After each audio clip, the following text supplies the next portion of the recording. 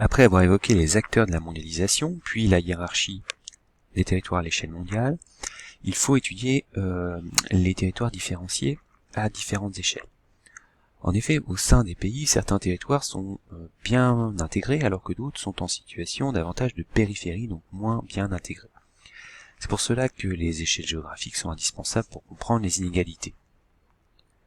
À l'échelle des États, si on prend l'exemple chinois, on voit bien que ici les régions côtières sont plus intégrées à la mondialisation et plus développées.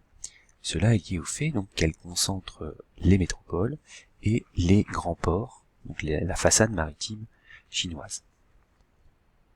Et à l'échelle mondiale, eh bien les métropoles et les mégalopoles qui regroupent en fait plusieurs grandes métropoles, eh bien sont les territoires les plus intégrés à la mondialisation, donc métropole, mégalopole, et il faut également ajouter les façades maritimes qui concentrent les grands ports mondiaux. Donc ce sont les territoires les plus intégrés.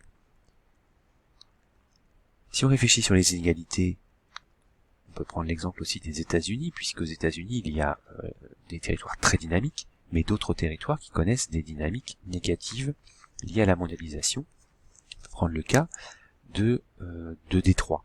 Détroit qui était une des grandes villes de l'automobile et qui a subi des grandes vagues de délocalisation industrielle, et cela a entraîné une désindustrialisation qu'on peut voir sur cette photographie qui est commentée, désindustrialisation et dépeuplement de la ville.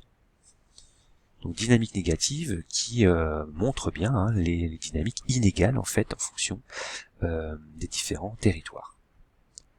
Alors si on regarde maintenant à l'échelle des métropoles, tous les territoires métropolitains donc de la ville ne sont pas également dynamiques. Les territoires très dynamiques dans les grandes villes mondiales, eh bien ça va être les CBD, donc les centres d'affaires, comme on peut le voir ici à Manhattan pour New York, ou les territoires de l'innovation, les parcs technologiques, comme ici Paris-Saclay, en banlieue parisienne. Donc des territoires même très différenciés au sein des villes. Enfin, dans les modes de vie, on va constater également de fortes inégalités liées à des inégalités de revenus qui vont être de plus en plus fortes. Donc on observe un peu partout la fragmentation socio-spatiale, c'est-à-dire la coupure partielle ou absolue entre différentes parties de la ville sur le plan social, économique et politique.